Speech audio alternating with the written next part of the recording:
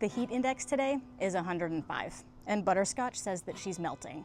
We have over 400 heartbeats to protect on our farm through this heat wave, so we have a lot of work to do. Come along with us while we tend to each of our animal groups. Let's get ranching. Haha, I tricked you. I had Mary do the intro thinking you'd watch her most of the video, but you're stuck with me. But the most important aspect of the farm is the people.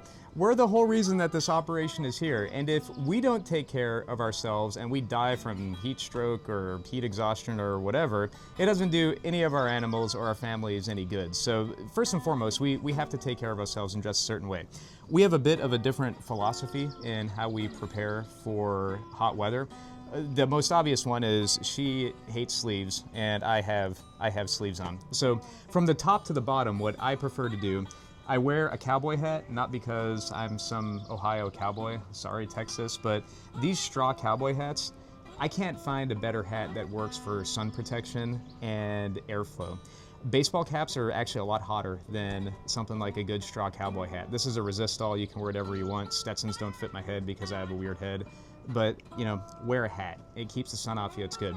I don't wear this around my neck because I'm trying to be Wrangler Star or have some weird Ohio fashion thing going on. This is cheap sunscreen, which is also why I wear these shirts. I'm pretty sure sunscreen has the same stuff they put in chemtrails in it, which is gonna, I don't know, make you grow 5 arms and give you cancer or something. But I don't like sunscreen, I don't like the feel of it. So I wear these sun shirts. I got this one at Tractor Supply. It's just whatever. I buy them on sale at Costco. That works out well. What about you, my dear? I am morally opposed to sleeves, but only in the summer. And I'm trying to be vain and protect my tan lines. That said, it's almost always a tank top, a tech fabric, a something, and I do spend all day in tall grass, so I'm mostly in jeans, still in my tall boots, and then I just hydrate really, really well. What you wearing on your head? I like this one. Women's cowboy hats are hard to find. I'm mostly in a ball cap, but today it is so hot, and I really did want to keep the sun off while I wear my terrible sunscreen. It's not just about keeping the sun off of you though. In this hot weather, there's a reason we're standing in the shade and shooting this video in the middle of the day and not working out in the field.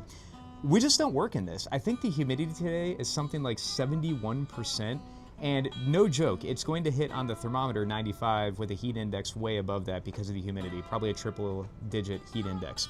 If we go out and work in this, we're going to die. So we do our work early in the morning. We do our work, let's say, after 4 o'clock at night, probably. We'll go out and do animal checks. That's about it. We're not going to go out and kill ourselves in this because that's just a tremendously bad idea. Prior proper planning prevents piss poor performance. That is an adage that has been drilled into my head over the years by Dad. Thank you, Dad. I appreciate that. It's the same with everything else. We've known this heat wave has been coming. Planning is the most important thing you can do for anything on a homestead. Financial planning, livestock planning, infrastructure planning, project planning, I could go on and on and on. But planning about how you're going to address weather events, whether they're storms or heat waves like we have here, that's a big deal. So we've known about this for a few days. We've been setting up our animal moves because this is taking us out of our standard rotation. We're moving the animals where there's shade available, where we know we have permanent water available.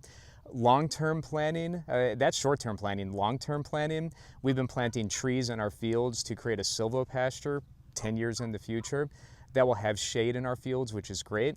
We've put shade in place for the birds, which you'll see later on. Just a lot of this is planning, short-term, medium-term, and long-term. So much of what we try to plan is the stuff that we can buy or the things that we can build or the things that we can do, I suppose. But a big part of taking care of your livestock when it's hot outside is just vigilance. And what I mean by that is doing your checks. And if you normally check your livestock 2 times a day, when you're in a heat wave like this, maybe you check them 3 times a day. Maybe you check them 5 times a day. We almost lost this big dumb idiot yesterday. This is Bear. He's one of our livestock guardian dogs. And normally these dogs are very heat resistant. They do very, very well. His sister Summer is still out in pasture with the animals and she's doing great. I found Bear yesterday lying on his side in tall grass, unable to get up and obviously experiencing either heat stress or very near to heat stroke. And I immediately went to a water trough. I had a bucket with me, thank goodness, and got some water and started dumping water on him. My wife and I were able to lift him up, put him in the RTV and the air conditioning, and we immediately brought him into the barn. where he's going to hang out for a few days. We're going to give him the north pasture off the barn here and just give him kind of a recoup time where he can he can drink water, lay in the shade, and basically heal up. But if I wouldn't have checked last night more than we normally do, we probably would have lost this guy, and that would be a tragedy. He's a very good boy, and we definitely don't want to see any of that happen or anything like that happen. So you got to check your livestock.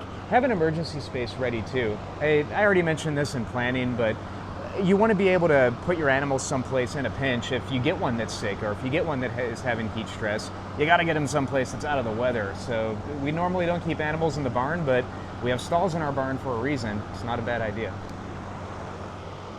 I worry about the turkeys in the hot weather too. A lot of what we'll talk about with turkeys is similar for chickens, but turkeys, if you watch them in the wild, they're woods birds. When it gets hot like this, they go and they hide in the woods. I try to make it as nice as possible for them, especially in these big open spaces that we have. I give them plenty of shade and water. I built these super well-engineered pallet water hangers, and they give a little bit of shade to the birds, but they also allow us to keep constant water to them at full time. So in this pen, I guess, for lack of a better term, we've got around 30 turkeys, and we've got 2 waters, so 10 gallons of water, and those will probably get filled twice today, I would imagine. And we just keep an eye on them too. They've got the shade behind me with these water shade structures, and we've also got a barn, or a shed really. It's more like a run-in shed for a horse, with a solar-powered fan from Western Harmonics in it that runs off of 12 volts DC. It's actually pretty cool. So we've got that in there to get some airflow. They've got plenty of places they can go in the shade. We also have kept the grass pretty long around here as well, so they can go and hide in the grass and do what birds do. They'll be fine. We've always had good luck with turkeys, even with minimal shade out on pasture. I just feel better. At the end of the day, we're growing animals to sell to people to eat, and these are going to be people's Thanksgiving birds. We want them to eat and we want them to grow. If they're super hot, they're like people. They don't want to be miserable, or they don't want to eat when they're miserable. So if we keep them nice and happy, they'll eat a lot of food and they'll grow big and fat. That's really the idea of what we're trying to do. Oh, it is truly seriously hot out here. I wish I could convey that through the camera. The sheep and the cows are some of the more resilient, heat-resilient livestock that we have on the farm. The sheep are St. Croix. I think there's some Jamaican black belly in there and some Katahdin, which at least 2 of those are a tropical breed. That's why they're so parasite resistant. They're used to this hot, ridiculous, humid weather. They do really, really well in the high heat and humidity. We still give them a little bit of shade, but they just kind of like laugh this stuff off like it's no big deal. The cows, though, they're a Galloway, well, actually, they're not a Galloway cross. They are Galloway, 100% Galloway. They hail from the Scottish Highlands, and they tolerate this heat pretty well, but they're definitely not as enthusiastic about the heat as the other animals. This is a nice shady area that we have around here on this tree line, so we will allow the cows to come into this shade and get a little bit of a break. Now, there are people out there like Ian Mitchell-Innes who believes that the cows will do just fine as long as they have ample water, and that is true. But there is something to be said, and we have shade. We're not in Africa like Ian is, and our temperatures aren't insane. We also have high humidity. I'm not sure if Africa does or not, but that's a thing that we have here in Ohio. I don't mind giving a little bit of shade. If it keeps the cows eating, that's a weight gain thing, enhances performance. You know, it's a good way to go. Either way, critical items for cows and sheep, water. Pretty sure last night, based on just levels, our cows went through 75 to 80 gallons of water out of one of our big solar-powered water troughs. That's insane. They're going to go through water easily 15 to 20 gallons a day, easily, which is nuts. So make sure that, and that's per cow, so 15 to 20 gallons per day per cow if they're hot and if they're still lactating and feeding their young. Make sure they have plenty of water. All this work we've done on installing water in our pastures, is a big deal. So make sure they have water.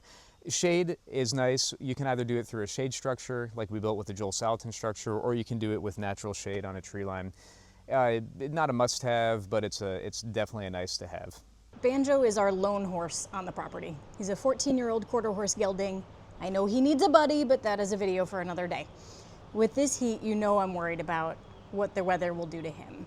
Typically he goes out all day long, comes in at night, but with the change in the weather, we're rethinking our strategy a little bit. Some people will completely flip-flop and do overnight turnout. Some people are lucky and have air-conditioned barns. We don't. So instead, he's been going out earlier in the mornings, I'm making sure he's got shade in his pasture. Whether he uses it or not is entirely his thing. It is middle of the day. It's the hottest it's gonna get. I cold hosed him outside, squeegeed him off, and now he gets to stand in front of his fan in his stall. He's just hanging his head. He's having nap time. He's really happy. Airflow is a big deal in the barn. It's a metal structure. It gets hot. So during the day, I try to keep the fans blowing all the time to pull air through. Speaking of airflow, we really like these DeWalt 30-inch fans. We've had them for 3 years now. We have 2 of them. We use them for everything. We'll put a link in the description if you're interested. Since he's nice and damp, the air flowing on him just makes it all the better to evaporatively cool him. And then I'll toss him back out a little bit later once the sun starts going down. He can get a little more grass, get some wiggles out, and come in overnight. And he does pretty well so far. Ultimately, we are definitely going to survive this heat wave. It's just bad. Normally, we don't get this hot in Ohio. And we get humidity in Ohio too. People think of the South when it comes to humidity. No way, man. We get that up here too. 70-ish% humidity and 96 or 97 degrees is legit. All of this really boils down to 2 things. It really is simple, but it's hard to do. You have to build shade and you have to give your animals fresh, clean, cool, preferably water. Those are huge infrastructure projects for a farm, especially if you're doing managed intensive grazing. That's all we do, really. That's my primary function on the farm. Mary does all the day-to-day stuff. I do all the big infrastructure projects. I'll link a video at the end about how we built this shade structure out of Joel Salatin's farm equipment book, which is really cool. And I'll also link our playlist for what we call our Eastern Pasture Water Project, which is our ongoing project of putting in a few thousand feet of water line for a solar-powered pressurized water system out of our surface pond down there. So yeah, we'll keep everything watered and the shade going. Thank you so much for watching. God bless you. We'll see you in the next one. Have a great day and stay cool. I'm gonna go jump in the pool.